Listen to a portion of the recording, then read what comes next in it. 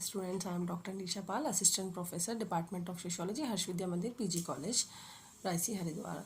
अपनी previous video में मैंने रॉबर्ट के मर्टन के बारे में बताया था, तो आप उससे रिलेटेड हम कुछ ऑब्जेक्टिव क्वेश्चंस पढ़ेंगे, जैसा कि फाइनल सेमेस्टर में आपके एमसीक्यू आएंगे, मल्टीपल चॉइस क्वेश्चन आएंगे। तो this video is going to help you. तो पहला क्वेश्चन है बच्चों, मादक द्रव्यों के व्यक्तियों द्वारा किस प्रकार का अनुसरण किया जाता है। ठीक है, मादक द्रव्य यानी कि जो व्यक्ति ड्रग्स ले रहे हैं या फिर अल्कोहल ले रहे हैं, वो जो हमने मर्टन की स्ट्रेन थ्योरी पढ़ी थी, वो उन पांचों में से कौन से व्यवहार के अंतर्गत आता है। देखो, ना तो अनुसरण कर रहा है, जो व्यक्ति शराब पी रहा है ना तो वो अनुसरण कर रहा है, ना ही वो कोई नया आइडिया दे रहा है, ठीक है, ना ही वो कोई कर्मकांड कर रहा है, ना ही वो कोई विद्रोह कर रहा है। तो वो किस कैटेगरी के अंदर आया, जो हमने पढ़ा था पश्चगमनवाद। जैसे संत महात्मा हैं या शराबी हैं, उन्हें समाज के ना तो किसी लक्ष्य से मतलब है ना किसी भी साधन से मतलब है। ठीक है, तो क्वेश्चन अगर आएगा कि मादक द्रव्य जो व्यक्ति यूज करते हैं तो वो कौन सा अनुसरण कर रहे हैं, वो कर रहे हैं पश्चगमनवाद, जिसको हम इंग्लिश में बोलते हैं रिट्रीटिज्म। नेक्स्ट क्वेश्चन है, स्वतः साधक भविष्योक्ति की संकल्पना किसने की थी। ये क्वेश्चन बहुत इंपॉर्टेंट है, पूछा जा सकता है। स्वतः यानी कि सेल्फ, साधक मतलब फुलफिलिंग प्रोफेसी। ठीक है, स्वतः साधक भविष्योक्ति की संकल्पना किसने की थी, सेल्फ फुलफिलिंग प्रोफेसी। तो इसका आंसर होगा मर्टन। अच्छा, आप पहले सबसे पहले आप इसका मतलब समझ लीजिए। इसका मतलब है कि फॉर एग्जांपल यदि आप कहीं ट्रेन में जा रहे हैं, ठीक है, और सामने वाला व्यक्ति आपके साथ बहुत अच्छा व्यवहार करता है या बहुत इंप्रेसिव आपको लगता है, तो आप उससे बहुत ज़्यादा इंस्पायर हो जाते हो, तो कहीं ना कहीं आपका भी मन करता है कि आप भी उस व्यक्ति के जैसा अनुसरण करो।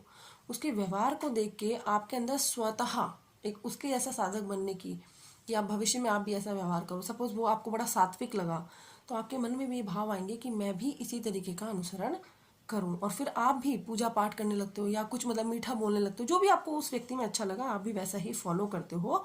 तो इसको मर्टन ने क्या बोला, इसमें मर्टन ने बोला स्वतः साधक भविष्योक्ति। ठीक है, नेक्स्ट क्वेश्चन है, प्रत्याशित समाजीकरण संदर्भ समूह व्यवहार के कारण होता है। This is again a very important question. तो यहाँ पे दो क्वेश्चन बनते हैं। सबसे पहले संदर्भ समूह व्यवहार क्या है, ठीक है, और इसकी अवधारणा हर्बर्ट हाइमन ने दी थी। इसका आंसर आप मर्टन मत करना।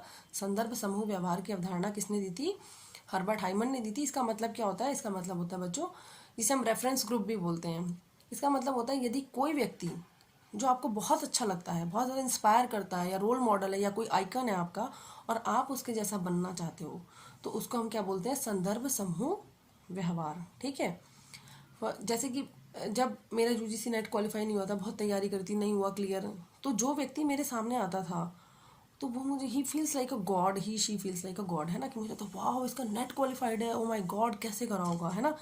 तो वो व्यक्ति मेरे लिए संदर्भ समूह था कि मुझे भी इसके जैसा बनना है, मुझे भी नेट क्वालिफाई करना है। ठीक है, तो बच्चों को मैं दूसरा एग्जाम्पल देती हूँ। बच्चों को मैं ऐसे बोलती हूँ, जैसे बच्चे टीवी देखते हैं, म्यूजिक देखते हैं, तो सपोज किसी लड़की को लगता है कि भाई मुझे तो कटरीना कैफ जैसा बनना है, लड़के को लगता है मुझे सलमान खान बनना है, राइट। तो वो सलमान खान बनना और कटरीना कैफ जैसा दिखना उनके लिए हो गया संदर्भ समूह। ठीक है, और उनको देख के वो जो व्यवहार करते हैं उसको हम बोलते हैं प्रत्याशित समाजीकरण। सपोज आपने सलमान खान को देख के बॉडी बनानी शुरू कर दी कि हाँ भाई सलमान खान 2 घंटे जिम जाता है, मैं भी जिम जाऊंगा, राइट। तो ये क्या हो गया, प्रत्याशित समाजीकरण। आपने कहा भाई वो तो जूस पीता है और इतने अंडे खाता है, ये सब चीज़ें करता है। जैसा जैसा आपका जो आइकन है, जो रोल मॉडल है, जो जैसा आप बनना चाहते हो, उसको देख के आप उसके जैसा व्यवहार जो आप करते हो उसको हम क्या बोलते हैं, प्रत्याशित समाजीकरण। तो आई होप आपको दोनों वर्ड समझ में आए होंगे।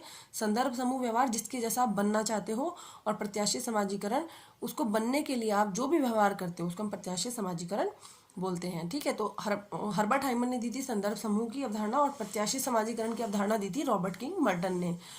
तो क्वेश्चन जब आएगा प्रत्याशित समाजीकरण संदर्भ समूह व्यवहार के कारण होता है, इसका आंसर क्या होगा, रॉबर्ट किंग मर्टन। नेक्स्ट है, भूमिका पुंज में भूमिका निर्वहन हेतु तरीकों के बारे में किसने लिखा है।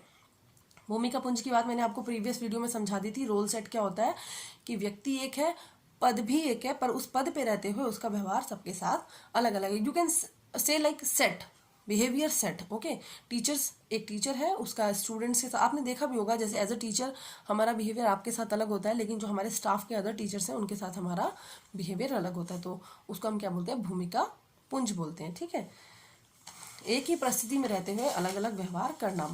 नेक्स्ट है मर्टन ने कितने प्रकार के कार्यों की बात की। अगर मेनली हम कहें तो 2 प्रकार के थे, जिसमें हमने बोला था मैनिफेस्ट और लेटेंट फंक्शन, लेकिन उन्होंने 3 तरह का बोला, प्रकट प्रकार्य, अप्रकट प्रकार्य और गैर प्रकार्य। प्रकट प्रकार्य वो जिन लक्ष्यों को आप ध्यान में रखकर करते हो, जैसे मैंने बताया आप बेबी प्लान करते हो, आप अपनी फैमिली प्लानिंग करते हो, तो दैट्स अ प्रकट प्रकार्य। बट आप ऐसा नहीं सोचते कि पॉपुलेशन ग्रो होगी, लेकिन साइड बाय साइड पॉपुलेशन भी ग्रो हो रही है ना, आपका जो सेंसेस है वो भी कहीं ना कहीं बढ़ रहा है, तो दैट इज अप्रकट प्रकार्य।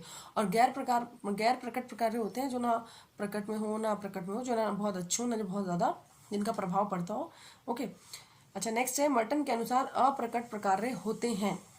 उन्होंने बोला जो अप्रकट प्रकार्य हैं उसको हम कैसा मानते हैं, उनको हम अप्रत्याशित और अमान्य मानते हैं। आंसर्स आएगा आपके पास, आप टिक करोगे कि जो अप्रकट प्रकार होते हैं वो अनएक्सपेक्टेड होते हैं। नेक्स्ट क्वेश्चन है मर्टन के अनुसार विचलन का क्या अर्थ है। विचलन मैंने आपको अपनी प्रीवियस वीडियो में समझा दिया है। विचलन का मतलब है जो स्वीकृत ना हो, तो आंसर अगर आपके पास आएगा तो अस्वीकृत हो। Okay, thank you so much, wish you all the best for your exam, stay home stay safe.